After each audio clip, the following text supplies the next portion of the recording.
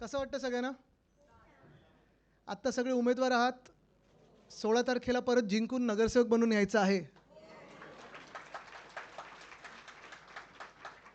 मला वाटतं एक छान समीकरण आपलं जुळलेलं आहे. एकंदर मुंबईत जर आपण पाहिलं तर शिवसेना, उद्धव बाळासाहेब ठाकरे पक्ष, मनसे आणि राष्ट्रवादी काँग्रेस पवारसाहेबांची, हे तिन्ही आपण पक्ष एकत्र आलेलो आहोत. आपल्या सर्वांना माहिती आहे आपण काय ताकदीनं लढा देत आहोत. आपल्या सर्वांना हे देखील माहिती आहे की समोरून सगळं काही वापरलं जातं, साम दाम दंडभेद सगळं वापरलं जातं. आणि मी हे नेहमी सांगतो की तन मन धन ह्या लढाईमध्ये तन आणि मन आपल्याकडे आहे, धन हे सगळं त्यांच्याकडे. आणि अर्थात त्यांच्याकडे असल्यानंतर तो वापर तो होणार आहे. आपल्या सर्वांना माहिती आहे ते कसे काय काय वाटप त्याचं चालू आहे. मग कुठे ताटं वाटत आहेत, कुठे वाट्या देत आहेत, कुठे काय पैसे देत आहेत, हे सगळं चालू राहणार. निवडणूक आयोग आता किती कोणाच्या बाजूनी राहणार वगैरे हा सगळा एक वेगळी गोष्ट आणि वेगळी एक हे आहेच, कथा आहेच. अनेक ठिकाणी आपल्या उमेदवारांना फोन देखील येत आहेत, धमक्या देखील येत आहेत की तुम्ही विड्रॉ व्हा, नाहीतर असं करू, नाहीतर तसं करू, नाहीतर. आणि हे फक्त मुंबईत नाही तर अनेक शहरांमध्ये होतं. काल आपले नेते अंबादास दानवेजींनी देखील काही गोष्टी ट्विट करून सांगितलेल्या आहेत. पण हे सगळं होत असताना जसं उद्धवसाहेब आणि राजसाहेब यांची चर्चा सुरू असते, अनेकदा ते आत्ता तर दररोज अर्थात बोलतच आहेत की आपण एकत्र आलो आहोत ते एकत्र राहण्यासाठी आलोत. आणि निवडणूक आपण लढत आहोत ते जिंकण्यासाठी लढत आहोत, मुंबई वाचवण्यासाठी लढत आहोत. जे मोठे विषय आहेत, हिंदुत्व असेल, मराठी असेल, मुंबईचं मुंबईपण असेल, मुंबईला अदानीकडून वाचवण्याचं असेल, हे सगळं तर ते दोघं हाताळणार आहेतच. पण अमित आणि मी जे दोघं बोलत होतो साधारणपणे की आपलं वचननामा नंतर येईल, कारण तो वचननामा एक त्याला प्रक्रिया आहे, ती निवडणूक आयोगाकडे द्यायला लागते वगैरे, हे सगळं आहे. तुमच्याकडून पण मुद्दे घेतलेत काही काही ठिकाणी, जर नसतील घेतले तर अजूनही मला तुम्ही आम्हा दोघांनाही कोणालाही एक पेपरवर लिहून द्या. ते सुप्रताताई बसलेत, ताई तुम्ही जरा सगळ्यांकडून जे महत्त्वाचे मुद्दे आहेत त्याचं संकलन करून घ्या. पण हे सगळं होत असताना मला वाटतं तुम्हाला आत्ता प्रचार फेऱ्या तर अनेक सुरू झाल्या आहेत तुमच्या सगळ्यांच्या. आज सकाळी पण प्रचार फेरी पाहिली मी, अनेक तुमचे कार्यालयाची उद्घाटनं सुरू झालेली आहेत. आणि तुम्ही जेव्हा घरोघरी जाल तेव्हा तुम्हाला प्रश्न तर विचारले जातील, तुम्ही कशासाठी उभे राहताय. अर्थात कशासाठी उभे राहतोय, आम्ही मुंबईचं मुंबई पण आहे, मुंबई मराठी माणसाच्या हातात राहिली पाहिजे, मुंबईकर हा कोणासमोर झुकला नाही पाहिजे, दिल्लीसमोर तर झुकलाच नाही पाहिजे, हे तर लढत आहोतच. पण आम्ही दोघांनी जरा एक 15-16 गोष्टी काढलेल्या आहेत ज्या तुम्ही आत्तापासून सुरू करू शकता की हे आमच्या मनातली इच्छा आहे, आमचं स्वप्न आहे आणि हा शब्द ठाकरेंचा आहे, तो आपल्याला लोकांसमोर न्यायचा आहे. त्या 15-16 गोष्टी आहेत त्या मी तुमच्यासमोर करत आहे. हे एक वर्कशॉप समजा, हा वचननामा बिलकुल नाही, वचननामा अजून आपला नीट येणार आहे. पण ह्या वर्कशॉपमध्ये मला जाणून घ्यायचं आहे की हे आपण जे करत आहोत हे शेवटाला मी तुम्हाला विचारणार, हे पटतंय का आणि आवडतंय का, कारण हे आपल्याला लोकांसमोर न्यायचं आहे. आणि राजेश थोडा खालती उतर ना, मागच्यानं दिसत नाही. हां हां ठीक आहे ठीक आहे. तर हे तुम्हाला लोकांमध्ये न्यायचं आहे आणि जिंकून आल्यानंतर आपले सगळे जे इथे बसलेले आहेत, आपलं बहुमत आल्यानंतर, आपले महापौर बसल्यानंतर आपल्याला ह्या गोष्टी करून दाखवायच्या आहेत. करूया सुरुवात?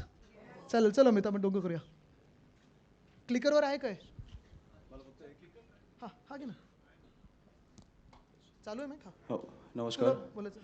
चालू करायच्या आधी मला फक्त तुम्हाला तुमचं अभिनंदन करायचंच आहे. पण मला जे आपले तिकडचे जे आपले सहकारी आहेत त्यांचे आभार मानायचे आहेत. तुम्हाला उमेदवारी मिळालीच आहे, पण मला जे सहकारी आहेत त्यांचे आभार मानायचे आहेत, कारण त्यांनी आपलं कुठचंही कार्यालय फोडलं नाही, कुठचाही AB फॉर्म गिळला नाही, कुठेही शिवीगाळ केली नाही, कुठेही मारामारी केली नाही. सगळ्यांनी समजून घेतलं आपल्याला. आणि मला वाटतं की ही निष्ठा असते आणि हाच फरक आहे आपल्यात आणि त्यांच्यात. हे मला खरंच तुमचं तर अभिनंदनच, पण मला त्यांचे धन्यवाद मानायचे आहेत. आणि मला वाटतं की आपण सगळ्यांनी त्यांना भेटून त्यांचे धन्यवाद मानले पाहिजेत की ही खरी निष्ठा आत्ताच्या राजकारणात खूप कमी बघायला मिळते. त्याच्यामुळे मला वाटतं की तुमचे अभिनंदनच, पण त्यांचे धन्यवाद. आणि ज्यांनी ज्यांनी आपल्याच लोकांनी फॉर्म माघार घेतलेत त्यांनी पण समजूतदारपणे घेतलेलं आहे, तर मला वाटतं फार महत्त्वाचं आहे. चला करूया सुरुवात. या लाईट जरा कमी केलं तर मला तुमच्या चॅनल्सवर येते काय, हे LED दिसतंय? ठीक आहे, हा जरा लाईट बंद, हे जे फोकस आहेत ना आमच्या मॅक्सिमम गोष्टी आदित्यजीच मांडतील. नाही, आम्ही मी दोघं खूप चर्चा करून म्हणून थोडा उशीर झाला. शेवटाला पण आम्ही चर्चा नाही, पण करतो. मी जसं तुम्हाला घरी बोललो, तुम्हाला जसं समजवता येतं तसं मला करूया, समजवता नाही. हो दोघं करू. अमित थोडा जास्ती हंबल आहे म्हणून नम्रपणे. चला सुरू करूया. पहिली गोष्ट म्हणजे मुंबईकरांची जमीन ही मुंबईकरांसाठीच. इथे ज्या ज्या लोकांनी महानगरपालिकेत आधी नगरसेवक म्हणून काम केलेलं आहे, वेगळ्या वेगळ्या समित्यांवर काम केलेलं आहे, आपल्या सर्वांना माहिती आहे की मुंबईमध्ये BMCच्या प्रॉपर्टीज ह्या संपूर्ण मुंबईमध्ये आहेत. एस्टेटच्या प्रॉपर्टीज आहेत, काही आपल्या एचीच्या प्रॉपर्टीज आहेत, काही अशा पडीक प्रॉपर्टीज आहेत, काही काही ठिकाणी अतिक्रमणं पण झालेली आहेत. आणि गेल्या 2-2.5 वर्षामध्ये आपण पाहिलं असेल अनेक ठिकाणी चर्चा सुरू झाली की आता आम्ही हे ऑक्शनिंगला काढू, ह्या प्रॉपर्टीज आता आम्ही याच्यावर बिडिंग सुरू करू. आणि ते बरोबर त्यांच्या ठराविक बिल्डर मित्रांच्या घशात ह्या महत्त्वाच्या जमिनी, मुंबईकरांच्या जमिनी ह्या घातल्या जातात. आता अर्थात चर्चा हीच होती की मुंबईत आपला मराठी टक्का जो आहे तो टिकवायचा कसा, मुंबईतला अधिकार आणि मुंबईकरांना, जे मुंबईची सेवा ज्या ज्या लोकांनी केलेली आहे त्यांना ह्या जमिनी द्यायच्या कसा. अमित, तू जे सांगत होता काल मला, गृहनिर्माण प्राधिकरण, बेसिकली पुढच्या 5 वर्षात आपल्याला जे मुंबईमधनं हकललं जातं आहे तसं आपण सगळं बंद करून मला वाटतं पुढच्या 5 वर्षात 1,00,000 घरं हे मला वाटतं परवडणाऱ्या किमतीत आपण मराठी लोकांना देणार आहोत. मुंबईत जिथे जिथे आपण फिरतो, आता इथे अनेक अशा महिला आहेत आणि पुरुष देखील आहेत ज्यांच्या वॉर्डामध्ये पोलीस कॅम्प्स आहेत. आता पोलीस कॅम्पचा विषय तर आपण हाताळत आहोतच, सरकारकडे मागणी करत आहोत, सातत्याने मागणी करत आहोत की जे रिटायर्ड पोलीसवाले आहेत त्यांना तुम्ही त्यांच्या हक्काची घरं मुंबईतच द्या.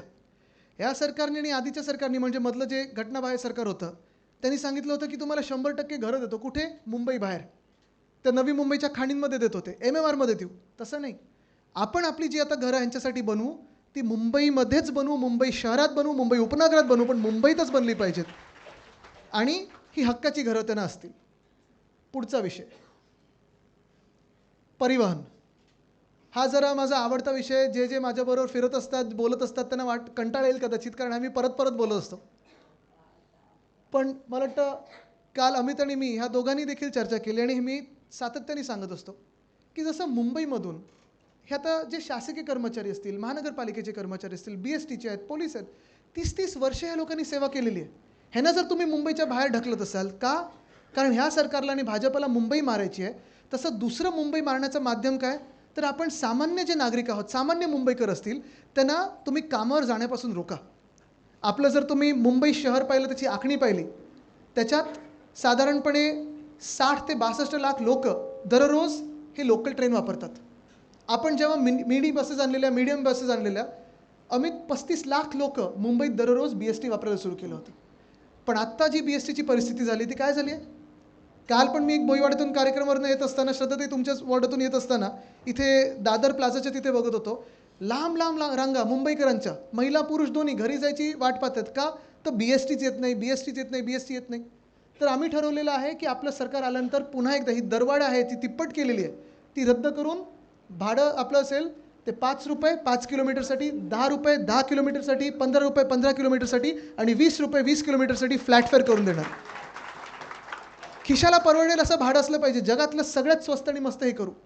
ताफ्यात जवळपास 10,000 इलेक्ट्रिक बसेस आणण्याचा आपला प्रयत्न आहे. आपलं सरकार असताना आपण तो आकडा ठेवला होता, कदाचित वाढला असेल, कदाचित कमी झालं असेल. 900 डबल डेकर बस, जुने मार्ग, कारण हे अमितला पण आणि मला पण खूप वेळा फिरतो. मुंबईची अस्मिता परत आणायची आहे बेसिकली, आणि ती लाल बस लाल दिसली पाहिजे. पण जुने मार्ग सगळे पुन्हा सुरू करू, कारण आता आमदारांना पण हे पत्र येत असतात, नगरसेवकांना देखील येतील की हा मार्ग पुन्हा करून द्या, ताई हा मार्ग पुन्हा एकदा सुरू झाला पाहिजे, आमचा हा मार्ग बंद झालेला आहे. तर सगळे जुने मार्ग आपण हे करू. आणि खास कारण आपण आपल्या सरकारच्या वेळी हात दाखवा बस थांबवा ही योजना आपण विद्यार्थ्यांसाठी आणलेली, ज्यांनी गणवेश घातलेले आहेत. तर ही योजना पुन्हा आणायची आहे. महिलांसाठी आणि विद्यार्थ्यांसाठी पीक आवर्समध्ये स्पेशल बस करून त्यांना मोफत त्याच्यावर आपल्याला बसेस द्यायच्या आहेत. त्या बरोबर ना? हे आपण करून द्यायचं.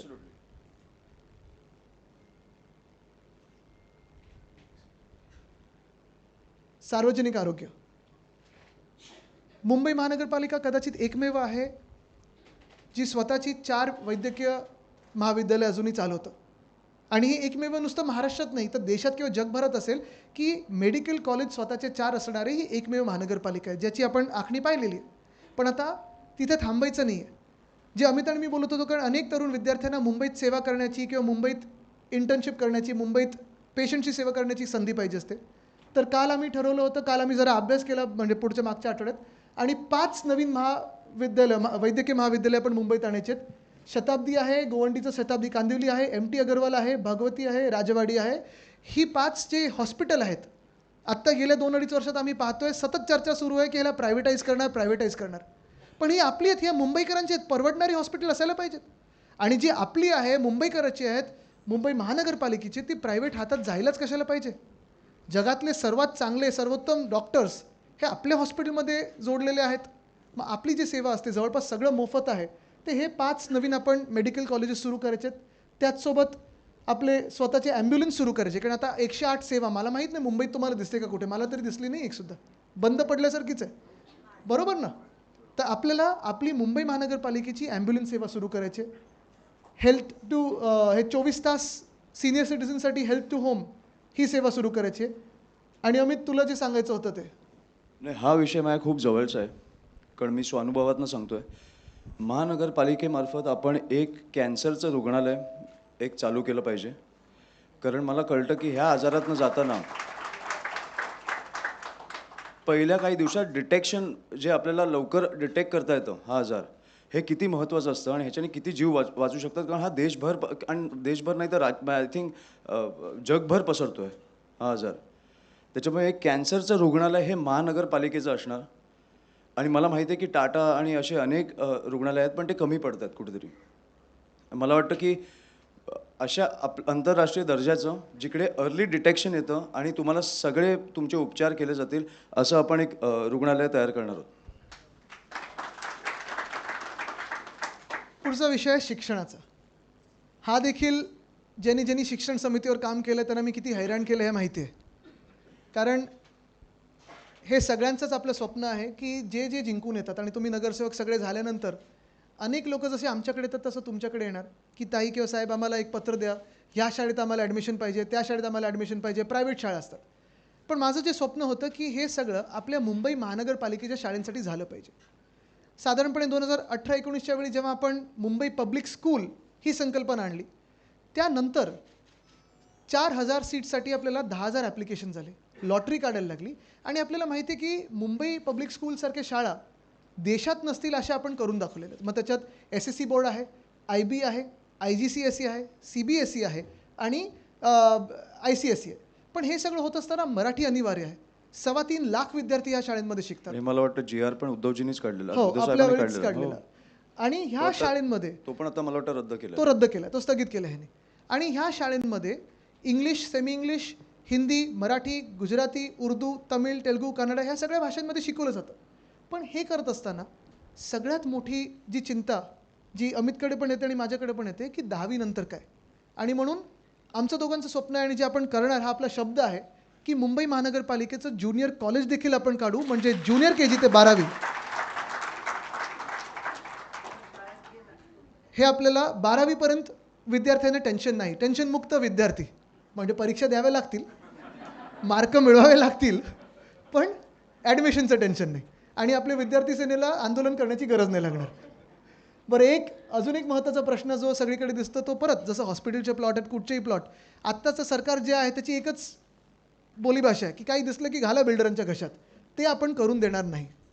आणि तिसरं म्हणजे बोलतो मराठी हे आपण सगळ्या शाळांमध्ये सुरू करू. अर्थात डिजिटायझेशन आलेलं आहे, सगळं काही आहे, पण मला वाटतं हे शाळेनंतर ज्युनियर कॉलेजचा आम्हाला वाटतं फार महत्त्वाचं आहे. आपल्याला पण जर वाटत असेल तर मला वाटतं तो विषय खूप महत्त्वाचा आहे, ज्वलंत आहे. आत्मसन्मान. अमित तू सांगणार होतं की सुरू करू? जे आपल्याकडे आपण पाहतो अनेक महिला लोकांच्या घरी ज्या काम करतात, घरकाम करणाऱ्या महिला आहेत, बरोबर, त्या बिचारे दिवसभर काम करतात, मेहनत करत असतात, पण त्यांना जे काही मिळतं पगार असेल किंवा सॅलरी असेल ती खरोखर तेवढी पुरते का? आणि पुरत जरी असली तरी मला वाटतं त्यांचा जो श्रम आहे, त्यांची जी मेहनत आहे त्याला आपण सन्मान देणं गरजेचं आहे. आणि म्हणून ज्या महिला घरकाम करतात त्यांना आपण नोंदणीकृत करून त्यांना आपण महिन्याला 1,500 रुपये स्वाभिमान निधी म्हणून आपण देणार आहोत.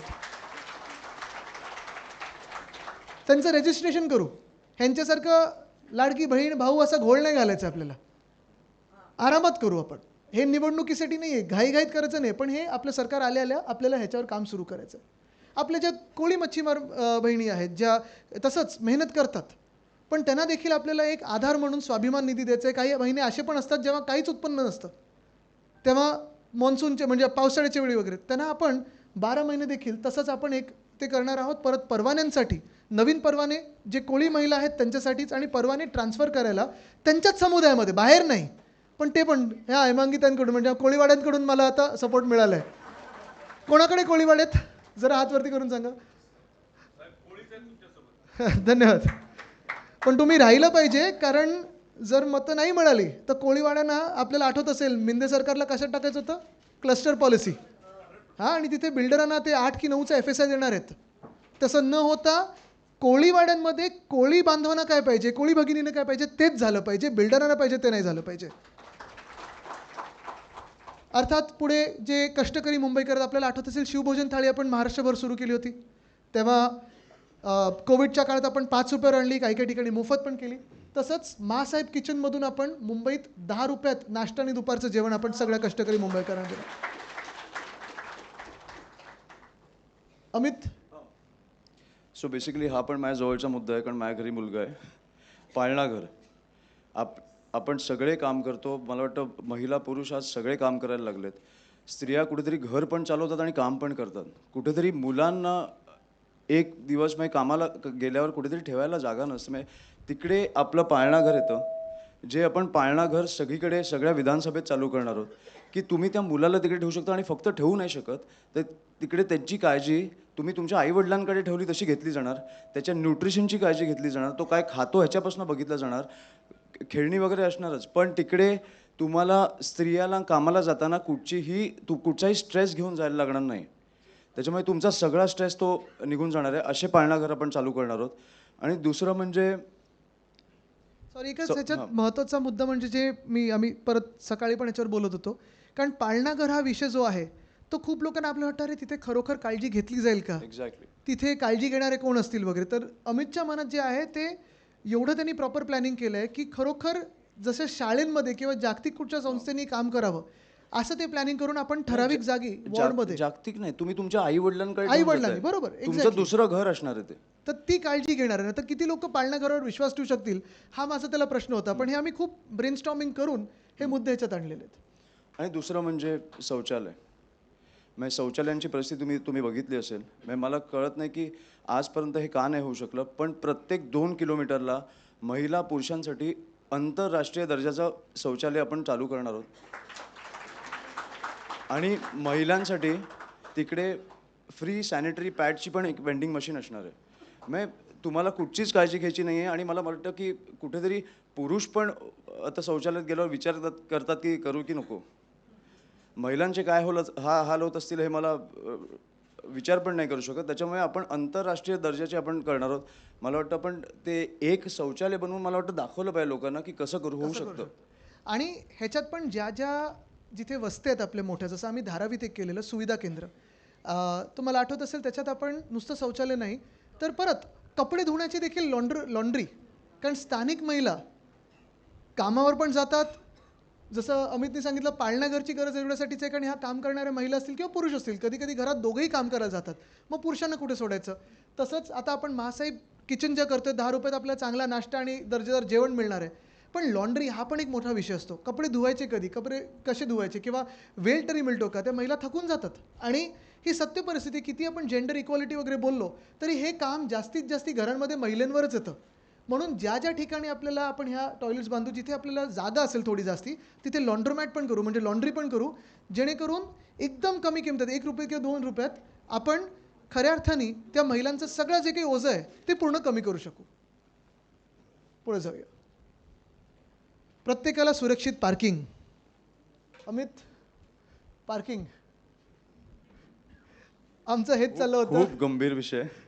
म्हणजे किती गमतीदार विषय असेल तरी गंभीर विषय आहेच. आता जसं माझ्या मतदारसंघात GK मार्गचं आम्ही ते रुंदीकरणचं तिथे आलंय, पार्किंग होतं सगळीकडे, सगळे रस्ते तुम्ही पाहाल तर पार्किंग आपल्याला रस्त्यावरच करायला लागतं. आणि ही परिस्थिती काय आहे तर 2 गोष्टी झाल्यात. एक, जिथे जिथे BMCचं पार्किंग आहे आत्ता, तिथे मागच्या 2 वर्षांमध्ये कॉन्ट्रॅक्टर लावलेत आणि भाडी सुरू केलेत, बरोबर आहे. तर पहिला आपण इथं ठराव केला पाहिजे की ते सगळे पार्किंग पुन्हा एकदा फ्री ऑफ कॉस्ट करू, मोफत करू.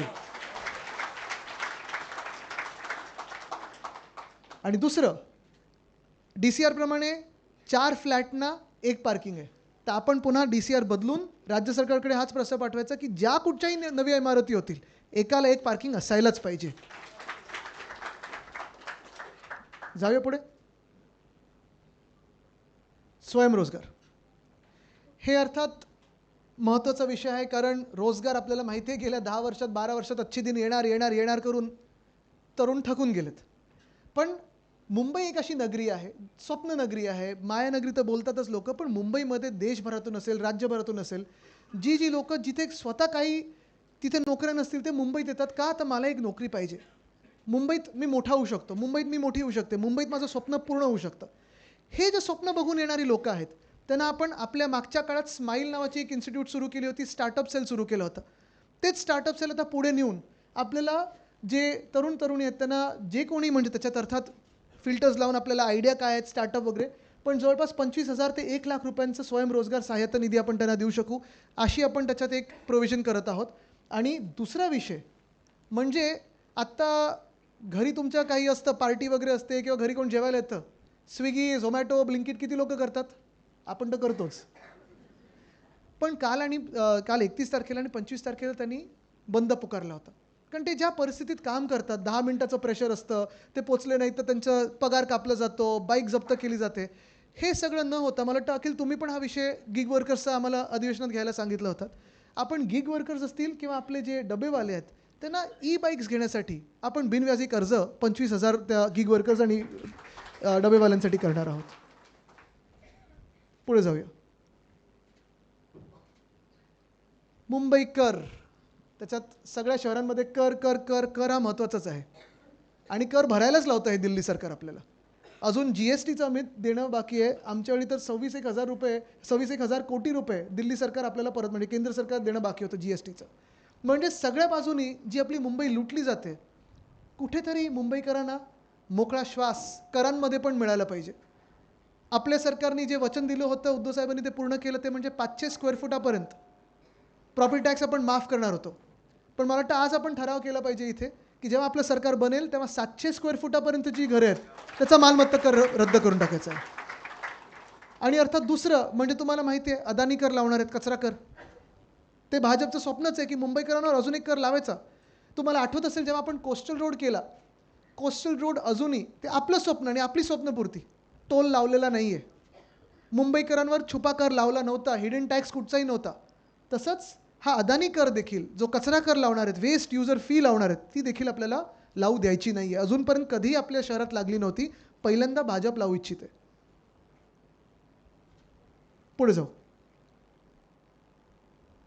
फुटपाथबद्दल मी तुला आवर्जून सांगायचं होतं, पेडेस्ट्रीन नाही पण तू सांग. ठीक आहे सर. आम्ही दोघं परत जगात कुठेही आपण गेलो तर पहिलं आपण काय करतो तर रस्त्यांवर म्हणजे फुटपाथवर चालायला पाहतो.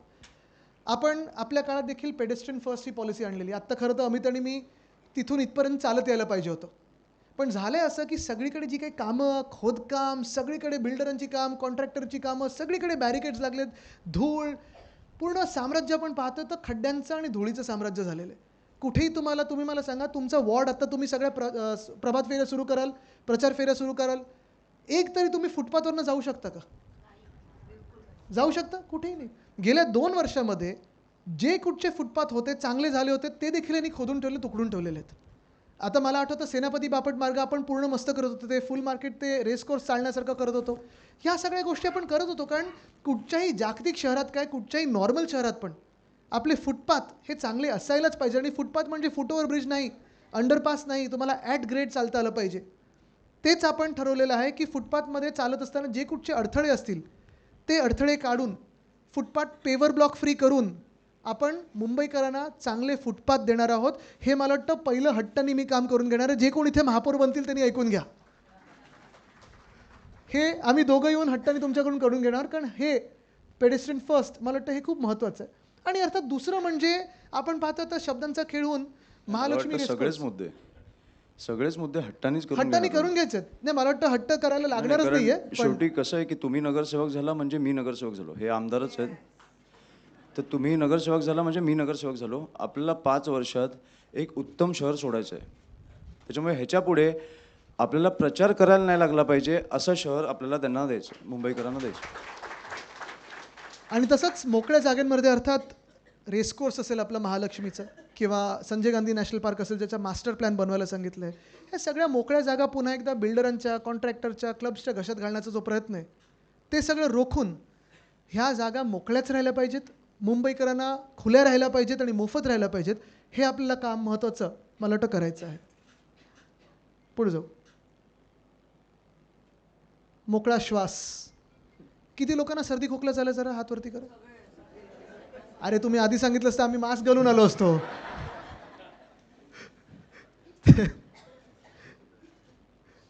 काय करायचं आता. बरं हा सर्दी खोकला कशामुळे झालाय? जे काय करायचं आपणच करायचं आता. पण हा महत्त्वाचा विषय पुन्हा एकदा तुम्हाला सांगतो. आपण दिल्लीबद्दल बोलतोय. अर्थात दिल्लीमध्ये AQI मुख्यमंत्र्यांना वाटतं टेम्परेचर आहे. त्यांना पहिले AIQ बोलत होते, मग AQI झालं, हे सगळं झालं. पण ही गमतीचा जरी भाग सोडला तरी परवा IQ कमी असल्यामुळे तशा गोष्टी होतात. पण ते आपले ऐकू नाही आलं असून. पण हे जरी गमतीचा भाग जरी सोडलात तरी महत्त्वाची गोष्ट हीच आहे की मुंबई असेल, पुणे असेल, ठाणे असेल, नाशिक असेल, सगळीकडेच आपण पाहतोय धुळीचं साम्राज्य, फॉग, स्मॉग हे सगळीकडे दिसायला लागले. काल सकाळी 5:30 वाजता पाऊस झालाय. महिना कुठचा झालोय? जानेवारी.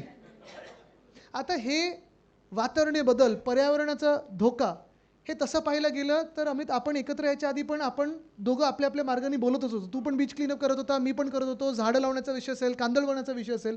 मला वाटतं तसं ठाकरे परिवार. नाही पण आदित्य, मला सगळ्यात जास्त भीती काय वाटते माहिती आहे का? आता तू टपवनला जाऊन आला, हो निवडणुकीच्या तोंडावर एवढा तिकडे विरोध असताना तपोवनमध्ये 1500 का काहीतरी झाडं कापणार आहेत, सगळे लोक बोलतात तिकडची, आणि तिकडचा एक जबाबदार मंत्री येऊन बोलतो की आम्ही कापणार.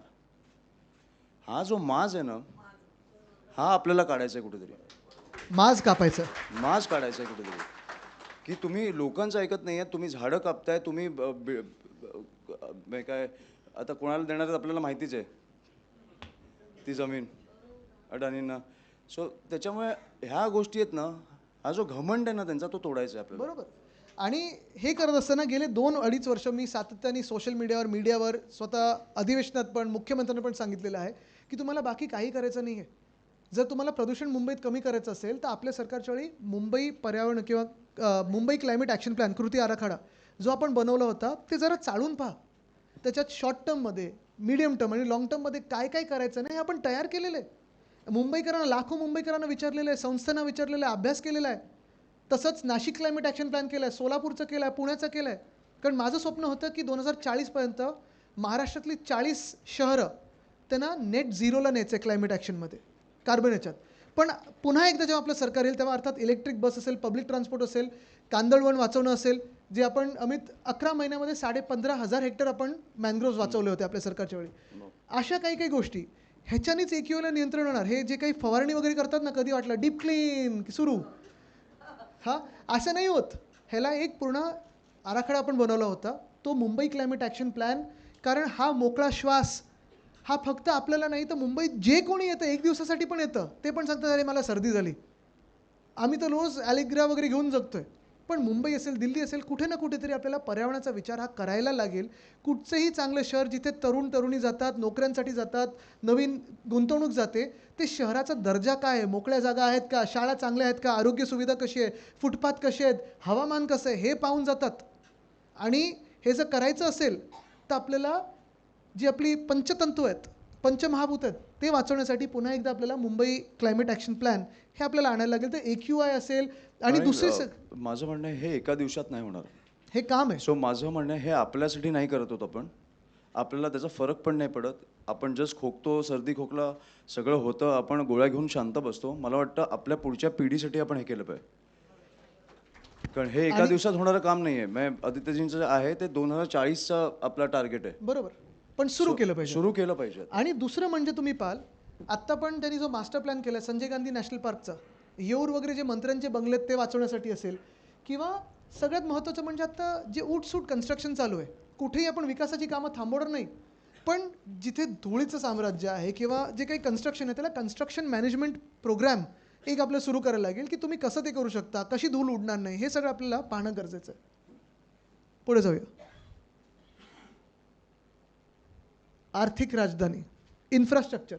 कारण आता काय आहे की ह्यांच्या वचननाम्यामध्ये खूप मोठ्या मोठ्या घोषणा येणार आहेत. आम्ही इथून बोगदा करू, वरतून फ्लायओव्हर करू, ह्याचं चौपदरीकरण करू, समुद्रातून रस्ता काढू वगैरे सगळं काही आहे.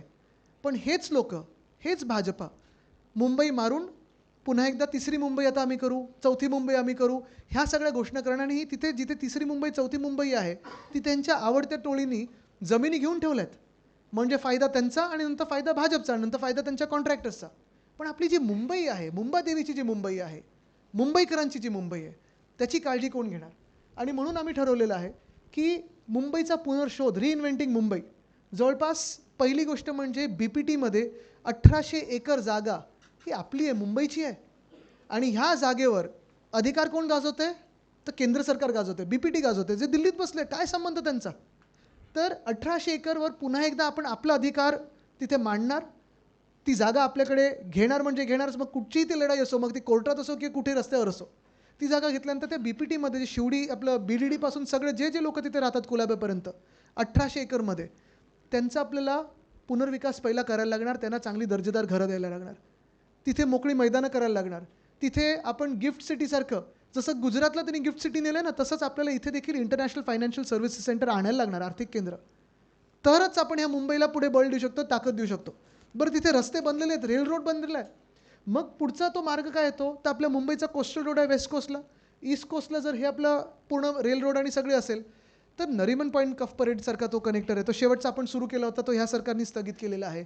गोरेगाव मुलुंड कनेक्टर जो आपण सुरू केला होता, ह्या सरकारने कॉन्ट्रॅक्टर बदलला, पैसे वाढवले, पैसे काढले.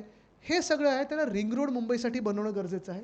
आणि तिसरं म्हणजे ह्याच सगळ्या ह्याच्यात जे काही प्रकल्प आत्ता सुरू झालेले आहेत, आपण पाहतोय प्रकल्प चाललेत. म्हणजे एका बाजूला आपला कोस्टल रोड मुंबईकरांचा, दक्षिण मुंबईतला, मुंबई महानगरपालिकेने उद्धव साहेबांनी भूमिपूजन केलं आणि आपलं सरकार असतं तर 2022पर्यंत पूर्ण झालं असता. ह्यांनी अजून लांबवलं, ठीक आहे. पण उत्तरेचा जो कोस्टल रोड आहे त्याच्यावर 4 टोल आहेत. MSRDC खात्याकडे ते कधीपासून आहे? 2014 पासून आहे. मंत्री कोण आहे? मिंदे. 4 टोल लावलेत, छुपे टॅक्स लावलेले आहेत आणि काम 2दा कॉन्ट्रॅक्टर बदलले, कालावधी वाढतच चालले, कुठेही काही काम झालेलं नाही आहे. प्रॉब्लेम मुंबईचा हाच आहे की आत्ता ज्यांच्या हातात सरकार आहे त्यांना इंटरेस्ट एवढाच आहे की काम अजून वाढवत कसं जायचं आणि ते वाढवतच जातात अमित. म्हणजे आता आम्ही कांदिवलीपर्यंत, आता दहिसरपर्यंत, आता पुढे दिल्लीपर्यंत, आता ताशकेंतपर्यंत, आता मॉस्कोपर्यंत काम काही होत नाही. नुसतं घोषणा होतात, कॉन्ट्रॅक्टर वाढतात आणि पैसे वाढतात. तर ते आपल्याला कालबद्ध पद्धतीने पूर्ण करून घ्यायचं आहे. हा विषय सोपा आहे. विजेचा BST अजूनही दर्जेदार वीज देते सगळीकडे. BSTला मारण्याचा जो ट्रान्सपोर्टमध्ये प्रयत्न आहे तसाच इलेक्ट्रिसिटीमध्ये पण प्रयत्न आहे.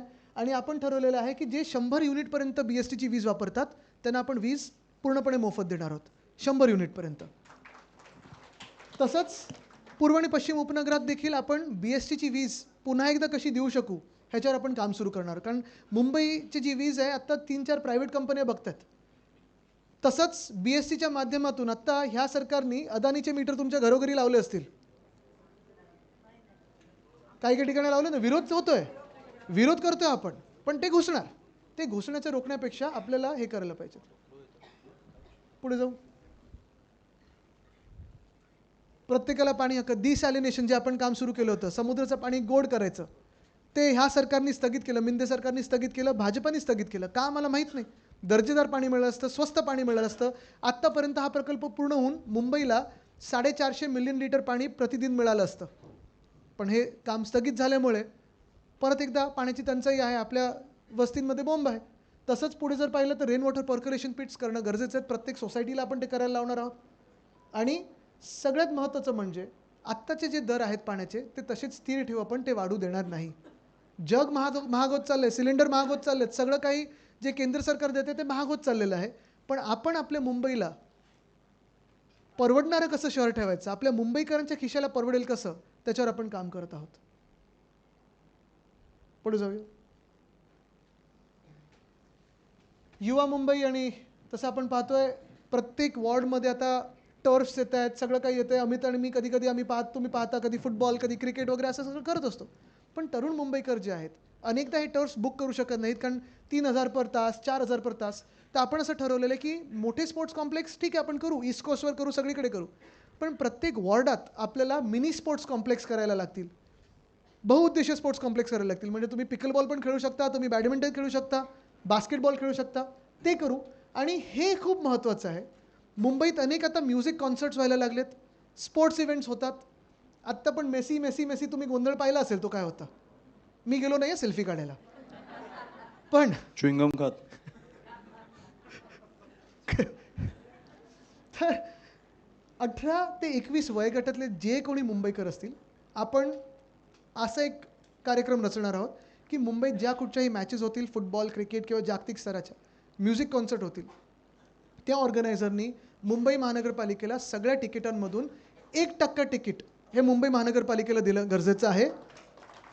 आणि ही तिकीटं आपण ऑनलाईन लॉटरीच्या माध्यमातून तरुण मुंबईकरांना, तरुण तरुणींना मोफत देणार आहोत की जाऊन ते कार्यक्रम बघू शकतील. पुढचं घेऊया. मला वाटतं आदित्य हां. ह्याच्या आधीच्या एक स्लाइड मागे जा स्लाइडवर. नाही, जाऊ नका. मला वाटतं की इकडे अजून एक ॲड केलं पाहिजे की जे आत्ता जे असलेले मैदान आहेत त्याच्यावर कुठच्याही प्रकारचं अतिक्रमण होणार नाही. मातीची मैदानं. मातीची मैदानं आपल्यासाठी खेळायला ह्याच्यावर काही कुठच्याही प्रकारची डेव्हलपमेंट होणार नाही. हे फक्त मुलामुलींसाठी असणार आहे. येस, मोकळी मैदानं खेळायला. आणि काल राजसाहेब आणि उद्धवसाहेब जे आपल्याला सांगत होते की छत्रपती शिवाजी महाराज पार्क कसं आहे ना, तसंच आपल्याला कट्टा असं नाही. म्हणजे आता काय झालं, भिंती सगळीकडे उभारलेत मैदानाच्या आजूबाजूला, त्या भिंतींमध्ये मैदान आहे हे दिसतच नाहीये. कट्टा जेव्हा येतो तेव्हा आजूबाजूचे लोक येऊन बसू शकतात, ते मोकळं मैदान एन्जॉय करू शकतात, सगळ्या वयोगटातले लोक येऊ शकतात. तर ते आपल्याला करायचं आहे. पुढे जाऊ. चॅटबॉट मला वाटतं ताई तुमच्याच काळात आपण सुरू केलं होतं, कोविडच्या काळात सुरू केलं होतं. जवळपास मुंबई महानगरपालिकेच्या 80 सेवा मोफत आपण आपल्या चॅटबॉटवर आणल्या होत्या. तुम्ही मराठी असेल, इंग्लिश असेल आणि वेगळ्या वेगळ्या भाषांमध्ये BMCला हाय पाठवलं तर उत्तर यायचं. आणि 80 सेवा ह्या ह्युमन इंटरफेस नसून फटाफट व्हायचं. आता ह्याच्यात महत्त्वाचं काय आहे की जेव्हा ह्युमन इंटरफेस नसतो किंवा मधला माणूस नसतो तेव्हा भ्रष्टाचार मुक्त, पूर्णपणे भ्रष्टाचार मुक्त प्रत्येक नागरिकाचं काम होऊ शकेल. ते चॅटबॉटवर होईल. मला वाटतं हे फार महत्त्वाचं आहे. आत्ता पण तो चॅटबॉट आहे, तो चॅटबॉट बंद नाही केला, पण यांनी वापरणंच सोडून दिलं. कारण मिळणार कसं ना, वजन नाही येणार फाईलीवर. हे वजनच आपल्याला काढून टाकायचं आहे, वजनला ट्रेडमिलवर टाकायचं आहे. आणि चॅटबॉटच्या माध्यमातून मग शॉप अँड एस्टॅब्लिशमेंट लायसन्स असेल, तुमचं वॉटर बिल असेल, इलेक्ट्रिसिटी बिल असेल, बर्थ सर्टिफिकेट, वेडिंग सर्टिफिकेट, सगळं काही हे तुम्हाला ऑनलाईन त्या चॅटबॉटवर मिळेल. तुम्हाला वॉर्ड ऑफिसला जायची गरजच नाही लागणार. दुसरं काम सुरू केलेलं, आता नगरसेवक म्हणून सगळे तुमच्याकडे येतील. रस्त्याची कामं जेव्हा सुरू होतील, खोदकाम जेव्हा सुरू होईल, रात्री तुम्हाला फोन येईल, ताई साहेब एक पाईपलाईन फुटली आहे का? नाही, JCBनी चुकून फोडली ती पाईपलाईन. पण हे सगळं आता आपण लिडारच्या माध्यमातून डिजिटल ट्विन सिटी म्हणजे पूर्ण मुंबईचं मॅपिंग करून वेगळे वेगळे जे लेयर्स आहेत ते ह्याच्यात येणार, प्रत्येक वॉर्डात असणार. ते काम सुरू केलेलं मी, ते परत स्थगित झालेलं आहे. पण ते सुरू केल्यानंतर खोदकाम करायच्या आधीच तुम्हाला कळेल कुठच्या लाईनी कुठे आहेत, डक्टिंग झालं आहे की नाही झालं आहे, आणि तसं त्या माध्यमातून आपल्याला काम पुढे करता येईल. हे प्रशासकीय काम आहे अर्थात, पण हे तुम्हाला नागरिकांना सांगता येईल.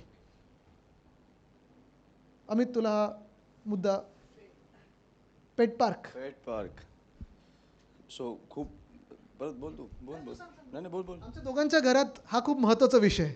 म्हणून म्हणजे ठाकरे परिवार बोलल्यानंतर पर्यावरण, फॉरेस्ट, पाळीव पक्षी हे सगळेच म्हणजे हे जवळचे आहेत. आणि अमित, आम्ही माझ्या वडिलांचे कधी कधी मित्र त्यांना सांगतात की मी पुढच्या जन्मी मला तुमचा पेट व्हायला आवडेल, मित्र नको. ह्या लेवलला कालच मुफासा बरोबर मजा आली. तर ह्या लेवलला प्रेम चालतं तिकडे. पण हे फार महत्त्वाचं आहे. म्हणजे आपल्याकडे अनेक, आता तुमच्या सगळ्यांकडेच पेट्स असतील, खूप लोकांकडे असतात. 2-3 गोष्टी आहेत. एक, आत्ता स्ट्रे डॉग्सवरनं पण खूप मोठा विषय चालला होता सगळीकडे, माहिती आहे. आत्ता सुप्रीम कोर्टाची ऑर्डर आली, मग आता एकच शेल्टर आहे BMCचं. कारण पहिला हा विचारच झाला नव्हता की पाळीव किंवा आपले रस्त्यावर जे असतात त्यांच्यासाठी आपल्याला काय करायचं आहे. नाही, पण आदित्य, ह्या ऑर्डर झाल्या तरी ह्या होणार नाहीत, ह्या होऊन देणार नाहीत लोक रस्त्यावर उतरून. हे फक्त डायव्हर्ट करण्यासाठी असतात. नाही, वोट चोरीचा विषय आला की ते एक्झॅक्टली, की मग पेट्स वरती काढतात काहीतरी, की स्ट्री डॉग्सना काहीतरी हकलं वगैरे. सो हे डायव्हर्ट करायला आपल्याला माहिती आहे. बरोबर आहे. पण हे होऊन देणार नाही आपण, हे आपल्याला ते माहिती ठरवायचं आहे. आणि दुसरी गोष्ट म्हणजे प्रत्येक वॉर्डामध्ये आपल्याला पेट पार्क, वेट क्लिनिक जे मुंबई महानगरपालिकेशी संलग्न असेल. तिसरी गोष्ट म्हणजे आपल्याला पेट ॲम्ब्युलन्स करायची आहे. हे फार महत्त्वाचं आहे. खूप वेळा आपण पाहतो रस्त्यावर कोणीतरी धडक दिली असते एका कुत्र्याला किंवा मांजरीला, तर तसंच पडलं असतं, मग ते चावणार नाही चावणार तिथपासून भीती सुरू होते, कोणाला मदत करायची असते पण करू शकतो का वगैरे, ते आहे. आणि पेट क्रिमेटोरियम, ते पण म्हणजे आयुष्यात पण आणि नंतर पण सन्मान हा असायलाच पाहिजे आपल्या पेट्सना. म्हणजे ते कधी कधी परिवारापेक्षा जास्ती प्रेम करत असतात. आणि मला वाटतं हा एक ठराव आपल्याला आज या सभेत करायचा आहे की हे जे आपण 15-16 मुद्दे आपण घेतलेले आहेत ते तुम्हाला सगळ्यांना पटतात ना. म्हणजे तुम्ही आता घरोघरी जाणार तेव्हा तुम्ही हे सांगू शकाल ना. मला वाटतं झालं ना. एक आहे अजून. हा अमित, खूप महत्त्वाचा मुद्दा आहे. काल महत्वाचा मुद्दा आहे हा. आणि मला वाटतं हा सांगितलं आपण कळला पाहिजे. की आपल्याला बाबासाहेब आंबेडकरांसाठी एक सगळ्यात मोठं ग्रंथालय चालू करायचं आहे, जी करून खरी बाबासाहेब आंबेडकरांना श्रद्धांजली असणार आहे. कारण साहेब नेहमी बोलतात की जो माणूस असतो, जे महापुरुष असतात ते त्यांच्या कामाने ओळखले गेले पाहिजेत. आणि त्यांचं काम म्हणजे लोकांना शिकवा. त्याच्यामुळे आंतरराष्ट्रीय दर्जाचं एक ग्रंथालय चालू करणार आणि जेणेकरून जगातली लोक हे ग्रंथालय बघायला येणार. सगळी पुस्तकं इकडे तुमच्यासाठी उपलब्ध असणार आहेत. त्याच्यामुळे हे एक आपलं स्वप्न आहे जे आपल्याला चालू करायचं आहे. मला वाटतं ह्याच्यात एक फार महत्त्वाचं जे राजसाहेब पण सांगत होते आणि काल आपण चर्चा करत होतो की कुठच्याही समाजाला पुढे न्यायचं असेल तर शिक्षण हे फार महत्त्वाचं आहे. आणि महामानव डॉक्टर बाबासाहेबांनी काय आपल्याला हे दिलं की एक तर त्यांचं स्वतःचं वाचन, त्यांचा अभ्यास, त्यांची पूर्ण कारकीर्द पाहिली तर त्यांच्यात सगळ्यात महत्त्वाचं म्हणजे शिक्षण हा खूप एक मोठा बेस होता. आणि ते होत असताना आपल्याला भारतीय नागरिक म्हणून ओळख जर द्यायची असेल, जातपात धर्म भाषा प्रांत ह्याच्या पुढे जाऊन आपले अधिकार काय आहेत, आपलं कर्तव्य काय, हे जर आपल्याला ओळखून घ्यायचं असेल आणि देशाला पुढे न्यायचं असेल, समाजाला पुढे न्यायचं असेल तर आपल्याला शिक्षण हे फार महत्त्वाचं. आणि शिक्षण येतं वाचून. म्हणजे आपले पंजोबा पण आपल्याला म्हणजे आजाला नेहमी सांगायचे आणि आपल्या घरात होतं वाचाल तर वाचाल. तर ते वाचन आणि ही लायब्ररी जी आपण करू, ग्रंथालय करू, ते खरोखर जगातलं सर्वात मोठं असेल आणि ती खरी श्रद्धांजली असेल, ती खरी आपली आदरांजली असेल. हा शब्द आहे ठाकरेंचा.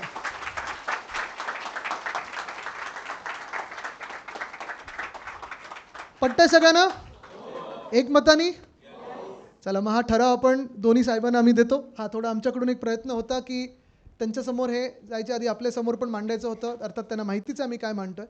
पण मुंबईतून जे तुम्हाला प्रश्न येतील, मुंबईकरांचे जे प्रश्न येतील आणि हे जे आपण जिंकून आल्यानंतर तुम्ही सगळे यशस्वी होणारच आहात, ते झाल्यानंतर पहिल्या दिवसापासून आपलं जे कामाला लागायचं आहे ते हे घेऊन लागायचं.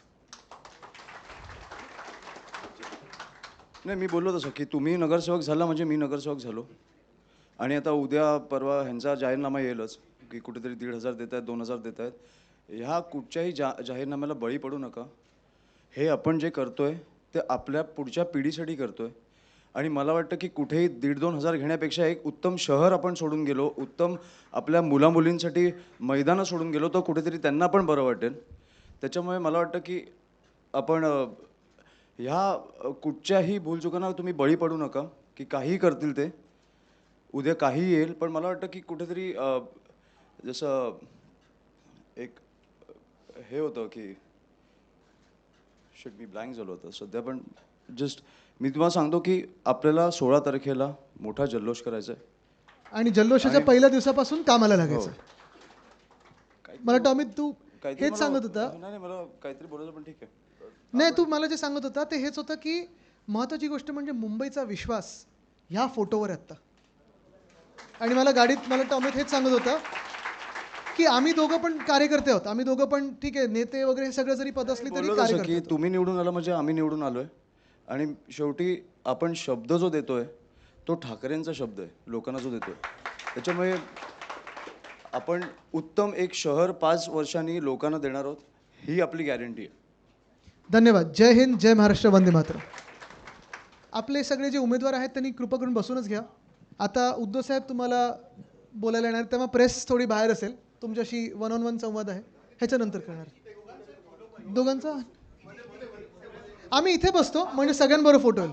आणि ते कॅमेरे पण तसेच राहू द्या म्हणजे तुमचा पण आमच्यासोबत फोटो होईल.